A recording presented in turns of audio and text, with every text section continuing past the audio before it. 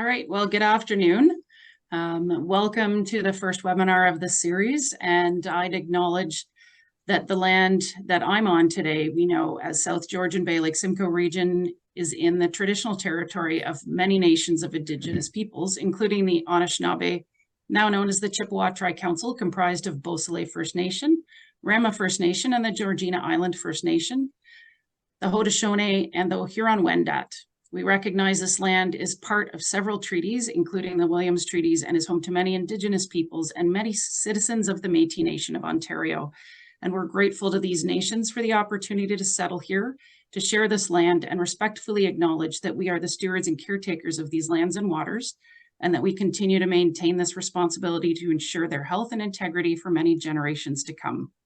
Thank you, miigwech, merci. So thank you all for joining us. Those of you, hopefully most of you know, SSEA is a very unique watershed-based joint municipal service board, currently with 8 member municipalities, and I think we've got fairly good representation from most of you here today, that being Georgian Bay, Severn, Oromadante, Springwater, Tiny, Tay, and the towns of Penetanguishene and Midland. I want to thank the Township of Severn, who's worked with us and the Ministry of Environment, Parks and Recreation, as well as the Ministry of Natural Resources and Forestry, to bring this 3-part session on environmental permissions approvals and then the provincial aggregates approval system. So again, the first of 3 in the series. So just quickly, some housekeeping in terms of how to ask questions. So we're going to ask that you hold questions to the end of the presentation today. You can ask questions within the Q&A section at the bottom. So I shouldn't say you can, we're not going to interrupt the speaker, but you can enter those at any point and we'll keep track of those. We thank you for those who have pre-submitted some questions, so we will have those as well at the end. And if you'd like to be anonymous when you're asking your question, just click the anonymous button before you submit. So I'd like to now pass on to the SSEA board member, Mark Taylor, to do introductions. So Councillor Taylor. Thank you, Julie. So as Julie said, this is the first of 3 webinars being presented. And the purpose of these sessions is to help municipal councils and staff understand the basics behind these approvals. Information gained here will help us assist businesses and communities to understand the importance of getting things done properly. This will improve efficiency and will ensure a healthy community now and also future generations to come. At this point, I'm going to ask my fellow councillor, Phil Brennan, to introduce our guest speaker today. Thank you, Mark. And again, welcome to everyone out there. So in Ontario, the Ministry of the Environment, Conservation and Parks issues what's called permissions under many statutes. I'm not going to go into listing them before the presentation because I know it's being covered by Eugene. But what I would like to do is introduce your speaker. I've had the good fortune to know Eugene many moons ago in another life, and I know that he is a very knowledgeable individual and a true credit to the Ontario Public Service. He holds a Master's of Science in Planning degree from the University of Toronto, where he focused his studies on environmental planning and housing policy. He also holds an HBA in Physical Geography and Environmental Sciences. He began his career as a planner with the city of Vaughan, and then he moved on to the province. And over the last 29 years or so, he's been a planner with municipal affairs, with the Ontario Municipal Board. He's been assistant director and director of client services and permissions branch at MECP. And he is currently manager of permissions and program services section of the Ministry of the Environment, Conservation and Parks. He manages a team of professionals that support government priority projects, helps navigate through provincial permissions to get us moving in terms of industry and the economy. So with that, I am going to hand it over to Eugene, and I'm sure you'll enjoy the session. Thank you, Phil, for the kind words, and thanks the association for having me. It's really a privilege. I've worked with at the municipal level, obviously at the provincial level, and I've had a significant amount of work in the on federal matters. So I really appreciate the information sharing collaboration amongst different jurisdictions, including environmental groups too, because I think the environment really is a shared responsibility that we all have, and we shouldn't be working in silos. So thank you for contributing to to this information session. I'm going to start off with sharing my screen. Just let me know when you can see things.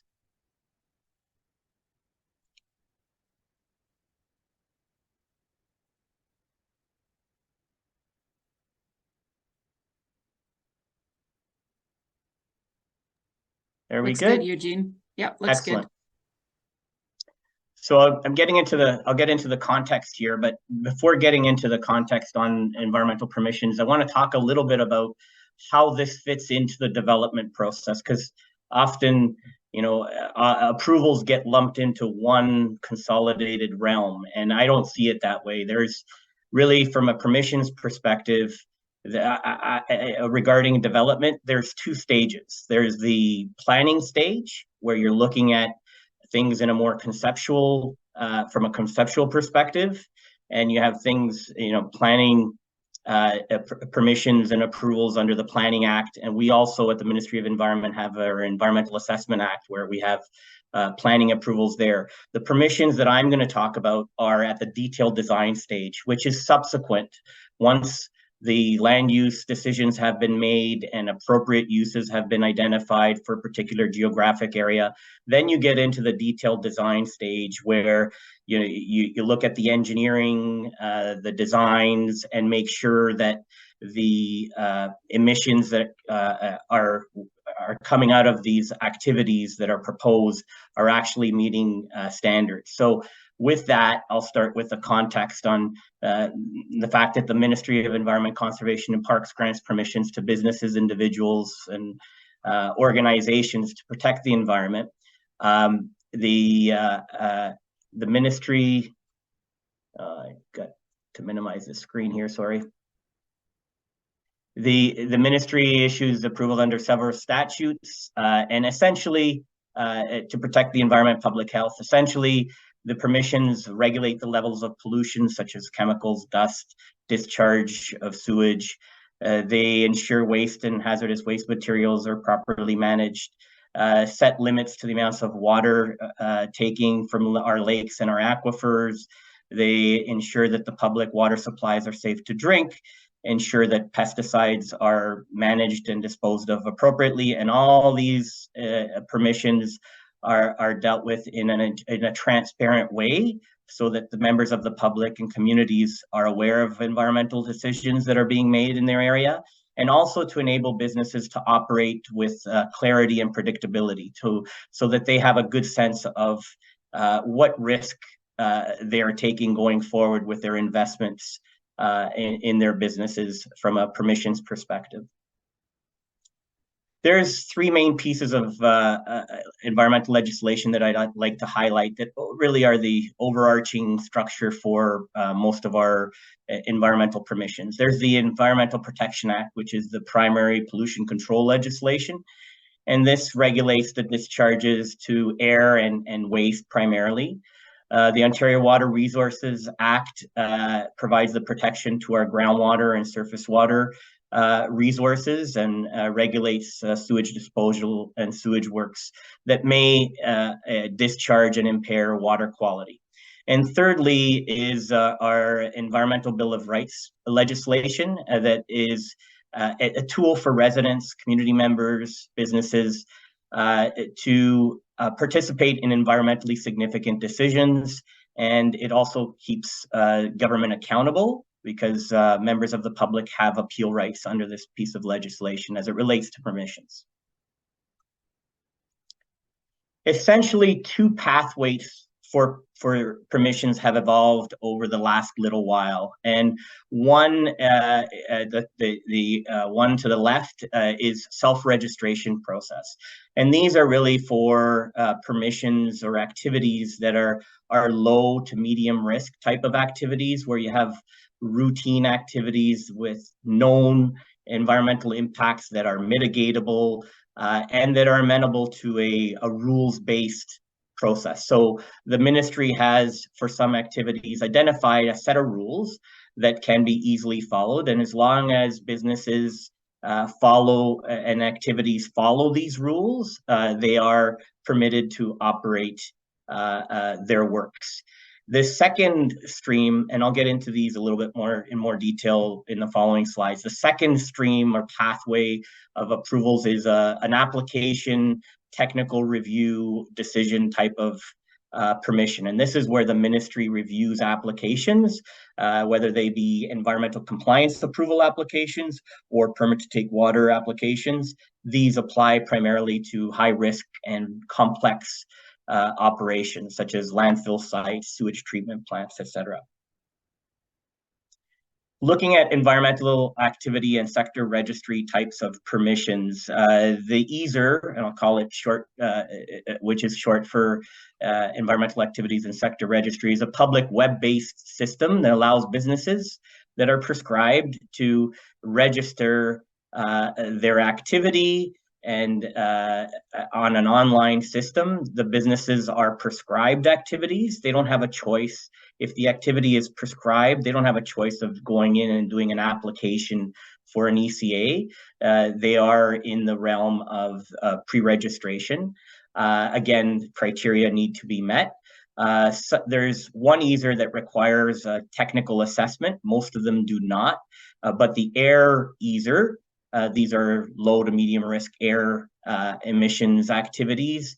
They require an emission analysis that is signed off by a professional engineer or a qualified person. And the qualified person certifies that the activities undertaken that discharge air meet ministry prescribed requirements and regulation requirements. The registrations are automatically posted on a searchable website, Access Environment. If you're not familiar with it, I would encourage you to get familiar with it. It's an area where you can view all of environmental permissions and look at it by your specific geographic area of interest. The activities under these low to medium risk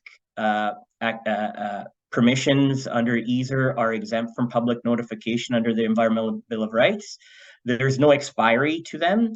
And if there's changes to the activity that has been registered, then the proponent has to update it within 60 days, have to update the registry, that is.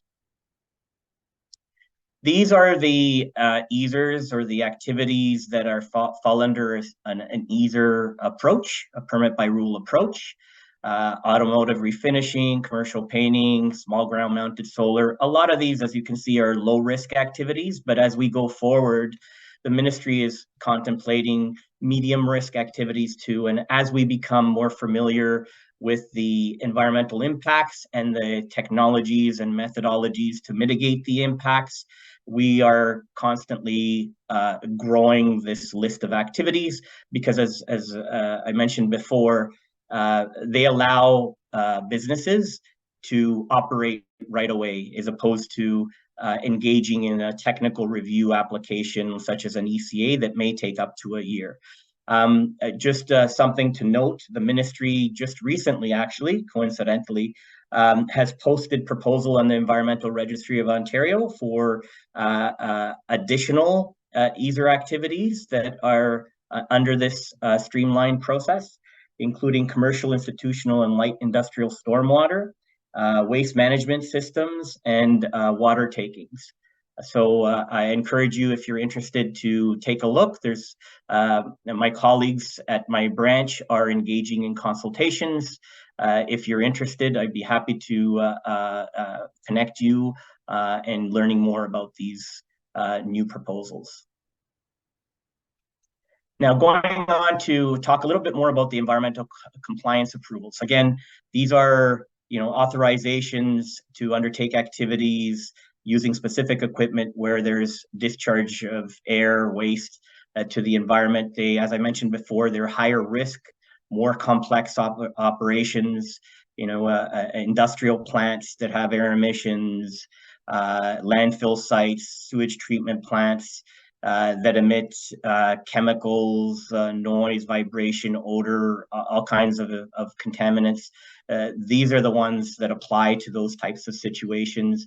They're often site-specific. They look at site-specific requirements, and they're subject to a whole slew of terms and conditions. that are there to protect the environment. A lot of them include things like monitoring, reporting, so that the ministry can ensure that what was applied for and the technology that's being used is working in meeting emission requirements and protecting the environment. And it's also the terms and conditions represent the enforcement tool that our environmental officers need in terms of ensuring that companies operate accordingly.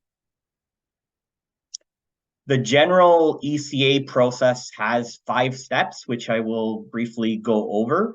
There's the application preparation and pre-submission stage. Often, proponents aren't aware that they need to do some work up front before coming to the ministry for review, and involves a lot of consultation, of course, just like the planning permissions, engaging various interested groups to ensure that environmental considerations are being taken into account. Indigenous consultation is also very important.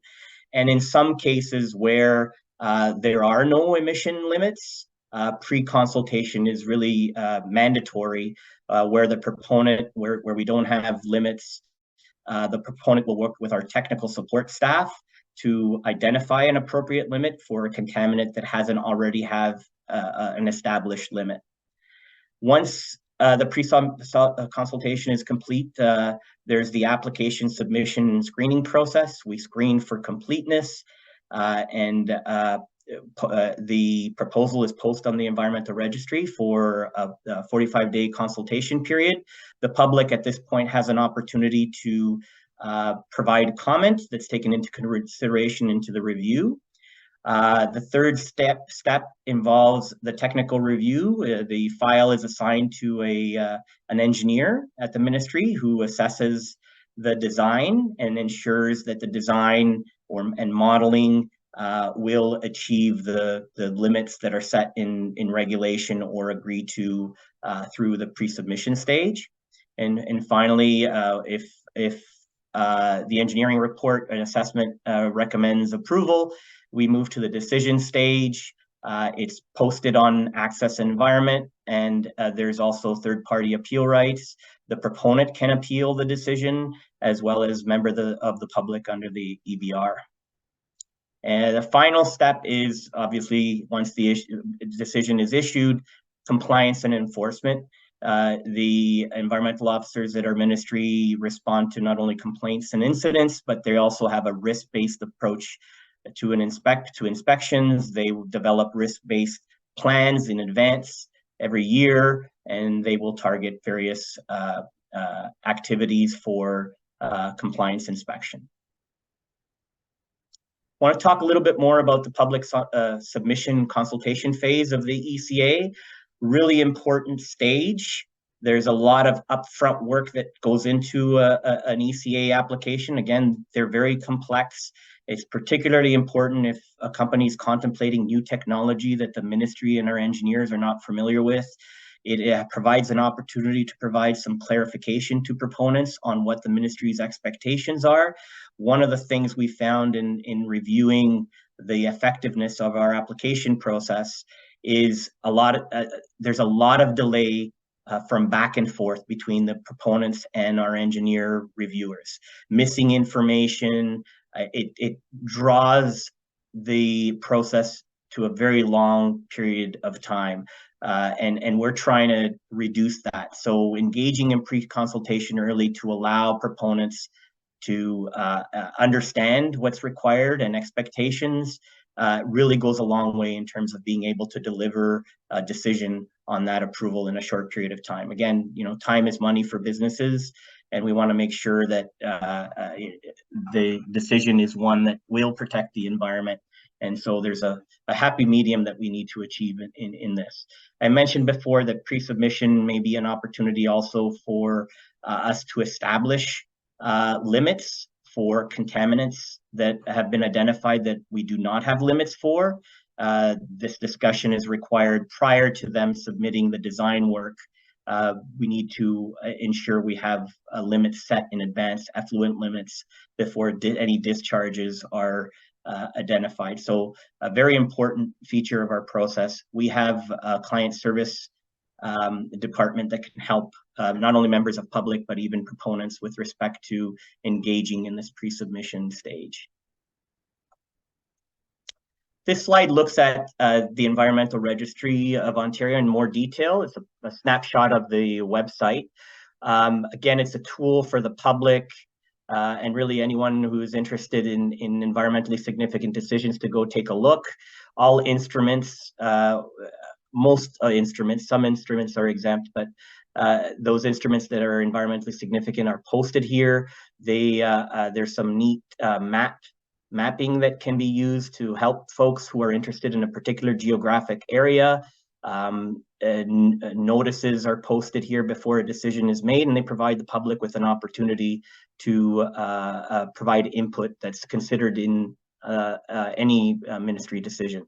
As a tip here that you can register, so you don't have to actively go into the website. You can register, create a profile, and identify a particular area or zone or geographic area that you are interested in, and you'll get notifications of proposals when they appear in that particular area. So a very useful spot for folks who are interested in environmental decisions.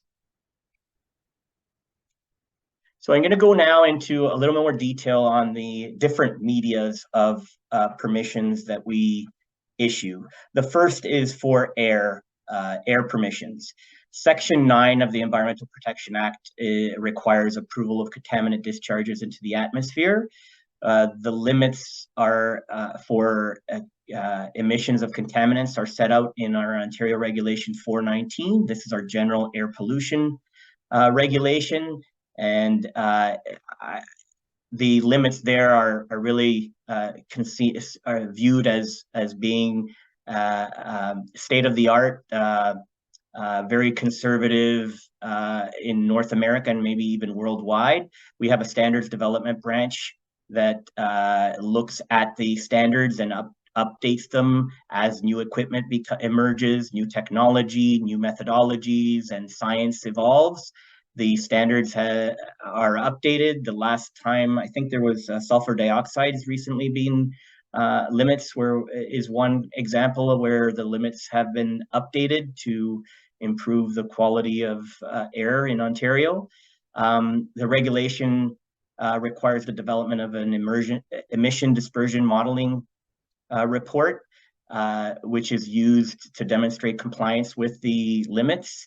It also specifies the particular model that's to be used to assess compliance with emission standards at the point of impingement. Point of impingement is the point at which the contaminant contacts the ground or the building. So that's where the limit applies.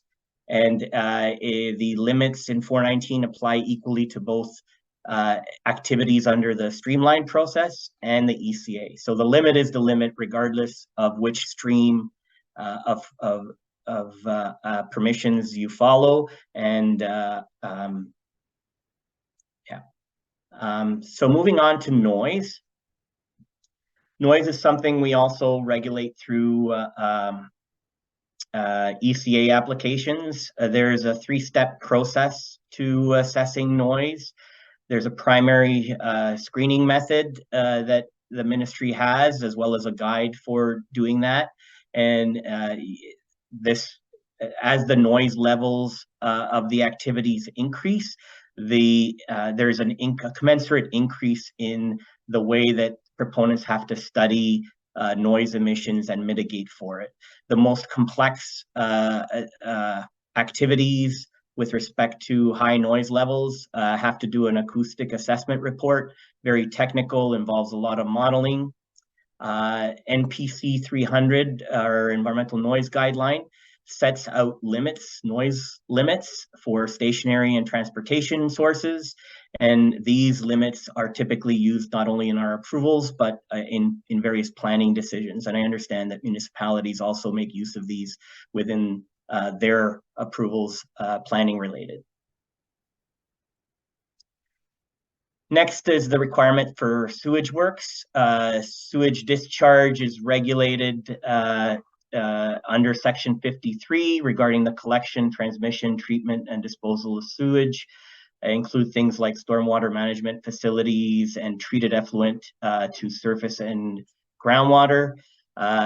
Typically, when you're dealing with treated effluent and a discharge, I mentioned before, pre-submission phase is very important part of the approval process, because this is where we establish effluent criteria or limits with the proponent to protect the water sources. We have provincial objectives for certain contaminants, but where we don't, we rely on the proponent making recommendations, and we look at other jurisdictions, what they're doing.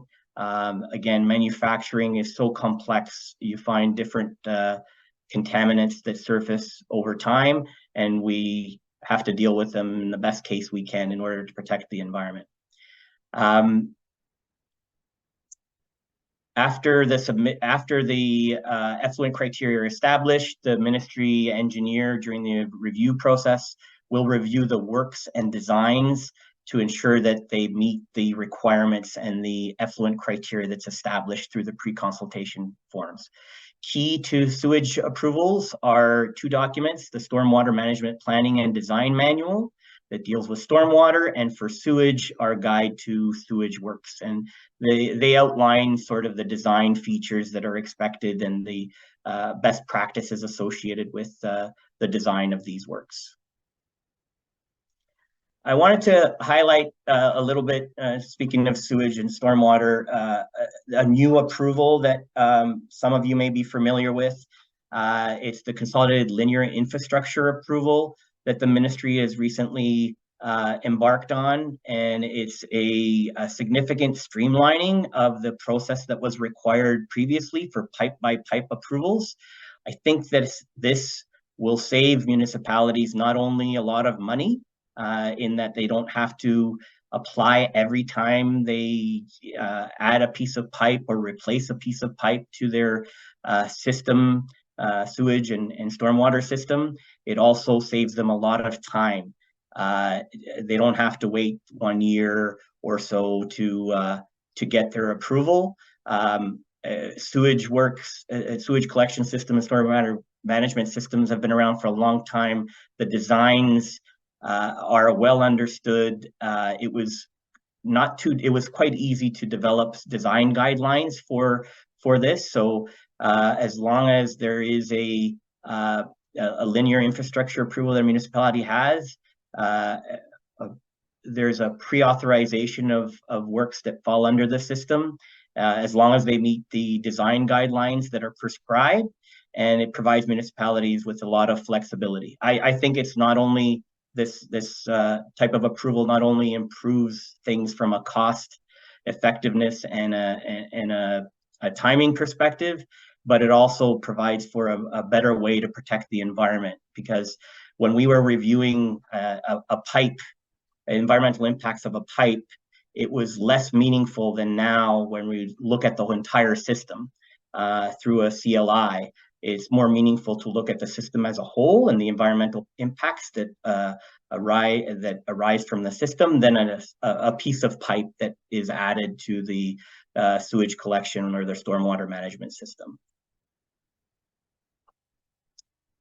Next, we go on to the requirements for waste. Waste is defined under the EPA and regulated or exempt under Section 27 of the EPA.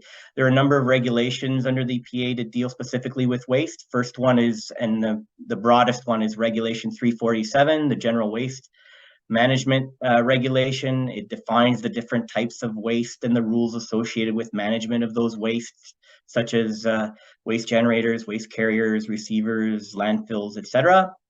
Ontario Regulation 101 deals with requirements regarding recycling and composting of municipal waste. Ontario Regulation 232 is specific to landfill site regulation. The development, establishment, maintenance, and closure of landfills are regulated under that particular piece of regulation. And then there's 406, which deals with excess soil, on-site and excess soil, and it provides clarity on when excess soil is a waste and when it's not a waste. as well as sets out the requirements for reuse of excess soil. I wanted to point out that as part of the ECA process for waste management activities, there's consultation requirements, notification, neighbor notification, as well as the 45-day comment period on the Environmental Registry. Zoning, we often consult to ensure that zoning aligns with the operations, although the expectation is that zoning and proper planning approvals happen before. I mentioned at the beginning that the planning process and planning approvals should happen before the detailed design, and we cannot deny an approval based solely on land use consideration. We have to look at the technical aspects of whether or not the design that's being proposed meets ministry requirements, standards, and limits. Also wanted to note that depending on the system and size, it may also trigger waste activities may trigger Environmental Assessment Act approvals. Again, the Environmental Assessment Act approvals related to waste need to happen prior to the ECA applications being considered, as we want to make sure that the planning has been exercised and appropriate use has been established prior to. Requirements for water taking, Section 34 under the Ontario Water Resources Act regulates water taking through a permit to take water permission. Anything over 50,000 liters will require a permission. There are some exceptions. The types of information supporting a PTTW application include a description of the works and the taking operations, water conservation methods, duration of water taking, details of source location, scientific assessments, etc.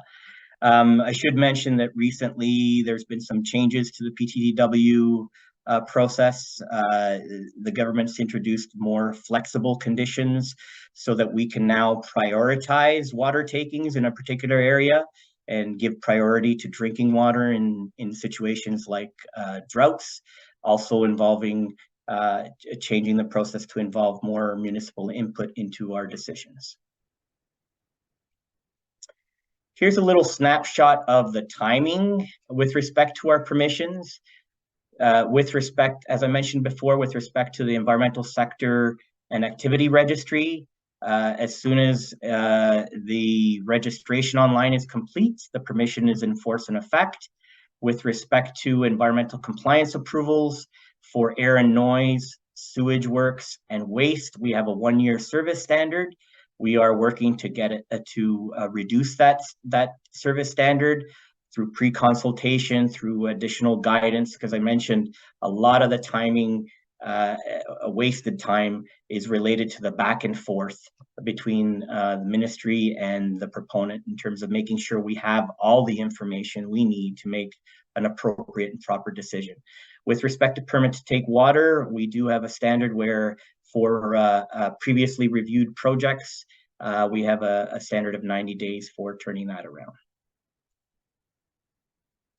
I made mention of the access environment where members of the public and companies, organizations can go to take a look at what environmental activities are taking place in their community, in their location. There's great mapping tools that can be used to see what kind of activities are occurring in your particular area or the area of interest that have environmental impacts, a great source of information. Here's an example of the London area where you can pull the different types of permissions in the area, and you can actually even see the details of the appropriate ECA approval if you're interested. Final slide here, just a slide with links to different resources for more information. I realize I've provided you with a little bit of a crash course on environmental permissions.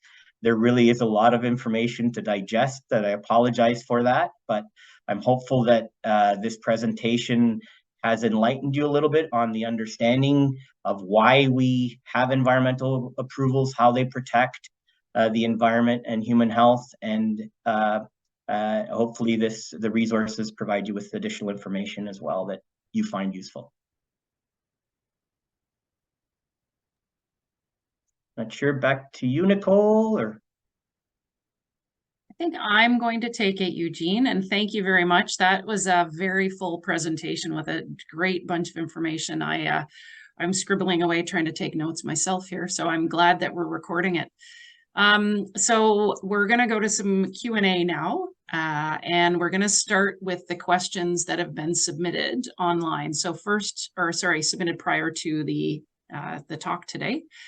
First of all, have there been changes up or down in our air pollution standards in the last few years? And if so, what are the health implications? Also, do you anticipate any changes that you can discuss here today? Yeah, there's none that I can anticipate right now. We do from time to time, I think I mentioned during the presentation, from time to time, the ministry does update based on new technologies, based on availability of information and the advancement of science. I think the sulfur dioxide one is the most recent one that was updated in 2018, I think. Typically, there's a transition period, so companies have time to change their equipment to meet the new standards. And our standards are, I know, dealing with a lot of other jurisdictions who keep calling us to find out what we're always sharing information between jurisdictions. They see Ontario's jurisdictions as being leading edge with respect to our emission standards. And yeah, I think that's about it. Okay, thank you. How does the provincial government protect the water supply of the many people in our municipalities that rely on water from private wells? Yeah, so private wells are a little bit different. We regulate to a larger extent municipal water services where we have drinking water objectives.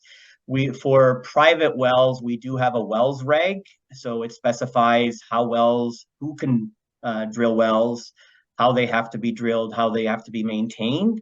But in terms of the water quality of those private wells, the health unit has the jurisdiction to be able to provide advice. We will respond if there's adverse impacts to someone's drinking well, but often enough, they're having appropriate potable water is something that comes up in municipal approvals. When you're applying for a building permit, you need to demonstrate that you have potable water available. So we have less regulatory influence on private water than municipal. I hope that answers the question. Right. And if you're the person who asked the question and have a follow-up to that, please, as we mentioned before, go ahead and enter in the Q&A. Nicole and I and Melissa are watching the Q&A, so we can certainly help you out if you've got more questions, and anybody's welcome to put some questions in there as well. So next, how do the provincial water quality objectives factor into decision-making on permissions that might affect water quality? And does the ministry have plans to update or add to those water quality objectives, the provincial water quality objectives? Good question. So we have provincial water quality objectives that we use in our permissions. So the provincial water quality objectives, there's a listing of contaminant limits, and albeit they don't cover all contaminants, just the ones that are pretty well known. I talked about the pre-submission process where there are no water quality objectives that the proponent works with our tech support to identify appropriate effluent limits for the particular contaminant that they may be emitting. And we rely on jurisdictional scans, various sciences. We consult with our standards development branch on that. As to whether or not the ministry is contemplating updating them or adding to them, I can't really speak to them. It's outside of the permissions realm that's my world, but I've heard talk about considering them. it's always very difficult making changes to them and adding to them. But as we become more knowledgeable, we will update them accordingly. Great, thank you. What is the enforcement process? Is it strictly complaint-based, or are there regular checks by the ministry? Yeah, good question. Because once you issue your approval, it's only worth the paper it's written on unless you actually do something about it. We have five regional offices, and within those offices, there's various districts that are mandated to undertake enforcement. They respond to incidents and complaints, but they do risk-based inspections. Every year they develop a plan and they consult with various members of the public. They consult internally with the various sections of the ministry on what areas to target for risk-based inspections. If a lot of times their complaints data helps inform where they're going to target inspections as well, but they're primarily focused, the plan is done annually and it's primarily focused on risk, and risk is defined by a number of different parameters, including complaints for particular sectors, etc. Okay, thank you. So in terms of complaints in our area, would that mostly be the Barrie office that folks would be dealing with? That's right. Great, thank you. What is the process if someone wants to report a suspected violation, and is it confidential? I'm not quite sure about the confidential piece, but if someone wants to report, you can contact the district office. We also have the Spills Action Center. Any improper disposal or concern around some discharge, or if someone witnessed some discharge that's occurring, they can contact either the local district office or they can call the Spills Action Center. And Spills Action Center is like a 911 for environmental matters, environmental incidents, and any member of the public organizations. And in fact, some organizations are required to report spills to the Spills Action Center for follow-up. Okay, thank you. What can municipalities do to protect themselves from bad operators dumping contaminated soil? And is the ministry working to protect us from these people? Yeah, illegal dumping happens, and we rely, we've got our inspectors that go out and inspect, mostly responding to incidents and doing inspections, but we rely on people flagging it if it's an issue, and our environmental officers will pull up some investigation intelligence to be able to stop repeat violators in that respect. But it's a difficult and challenging area. We rely on help from anyone that observes a situation to inform us of it, and then we can go in and investigate. And Eugene, would that be, again, the spills line, or how would someone go about? You can do either one, the district office or the Spills Act. Ultimately, the Spills Action Center reports it to the district office and assigns someone to go out and into the field and inspect. But either way is fine in terms of filing a report or a complaint. Great, thank you. There may be other measures. I have to confess, I'm not in the compliance area. I know a little bit about it. I had worked there 20 years ago, but that's my understanding of how the compliance aspect works. Great, thank you. We have two related questions here about water taking. So I'm going to start with the one that has just come up, if you're good with that, in our question and answer section. So there's a proposal on the ERO regarding the permit to take water requirements. What is the rationale for the proposed increase for the water taking limit, if you're able to answer that? So the proposal, the policy proposal is not really my area. It's once the proposal becomes law, then the permissions have to abide by them. I think the proposal that's being referred to is the one related to easers, and I think it's related to the construction dewatering. They're increasing their limits. We have more understanding limits of the types of approvals that fall under the streamline approach. We have more experience with the construction dewatering, and we have, we think, sufficient rules to be able to mitigate for the known environmental impacts at that level. Now, if through consultation people disagree or they have concerns with the increase in the limits that allow water takings under the streamline process, they're happy to hear them and listen to the rationale for doing that, and take that into consideration going forward. I'm not really well versed on what the proposals are for the changes to the limits and requirements. I'm more familiar with what's established and how we process approvals based on established guidelines. But I was aware of the recent posting. There's a lot of public consultation going on, and I can share information on links to these changes, as well as any public webinars that will happen if people want to find out more about the details and want to participate and provide feedback. There's also, it's posted on the Environmental Registry, so they can provide feedback by responding to the posting. Great, thank you. So right directly on the ERO, you're able to provide some input if you have concerns or something that you want considered. Great. Or you can even do it informally. Either way is good. It's more official. We can trace the comments and concern if it's through the ERO, but we're happy to take comments. I know I know the colleague who's leading that initiative, and I'm happy to provide it to her as well. Great, thank you. And would you prefer they emailed you directly, or how would you like folks to do that if they've got some thoughts? If they're having some difficulty finding how to go about doing it, I'm happy to help, because input is not only essential, it's needed.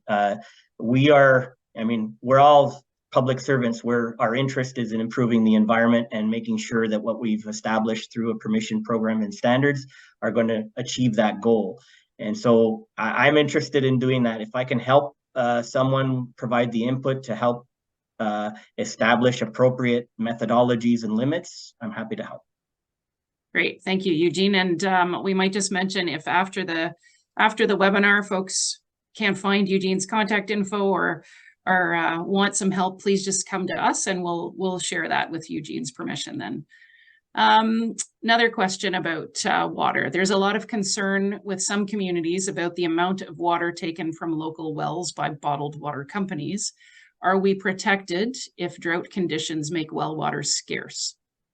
So it sounds like a connection between water taking and private well again, or possibly municipal well. Possibly. So so we issue permit to take water, and through that permission, we're able to assess the amount of pressure that's on a particular aquifer or water source. And recently, we've made changes to the permit to take water program to allow for more flexibility for the ministry to restrict use of the water and to prioritize. So if there was an area that was experiencing drought, the ministry has the ability to reduce and limit any other, and reduce lower priority water takers. At the highest priority would be drinking water, agricultural use. So water bottling would take a back seat should a watershed or other water sources be under pressure during a drought, for example. Great, thank you. Quite an evolution with that program over many years with permit to take water and just the information collected. And so that's it for questions we've had submitted. Oh, wait, we might have another one in the Q&A. And while I'm looking at that, just a quick question from myself. In the past, I remember being part of low water response teams. Are those still a thing in our communities, do you know, or that worked with the province based on when to sort of trigger concerns around drought? I'm not familiar with that. I do know that as part of the changes in 2018 to the permit to take water process, there's direct consultation with municipalities now. So there is more opportunity for direct input from municipality on permits within their jurisdiction. But I'm not familiar with that organization that you talked about. Sorry, I can take that back. No problem. Thank you. The question we've got here is, this may be outside of your area, but do you know where the ministry is at with guidance on requirements for monitoring receiving water under the new CLI ECA process? So your stormwater ECAs. I'll have to take that back. Under receiving waters, under CLA? The guidance on requirements for monitoring receiving waters under the new CLI ECA.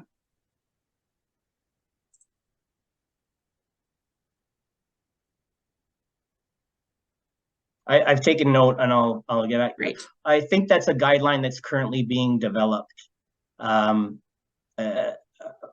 I'm not sure of the status of that. Okay, thank you. All right. Well, I'm not seeing any more questions in the Q&A. If folks have them, again, feel free to enter them now, or we are getting close to the end of our time allotment anyway. I suspect if you have questions like many of us do after you get off a webinar and think, oh, shoot, I wish I'd asked, please forward them to us or directly to Eugene. We're happy to make sure that he receives them. Eugene, I do want to point out that we did not lose one participant during your talk, which is amazing. So that is fantastic. We've had a pretty good turnout and folks have stayed on for the whole thing. So I very much appreciate that. For those of you who were able to join us, again, thank you so much for taking the time. These only work if people attend. Hopefully you've found some value in them.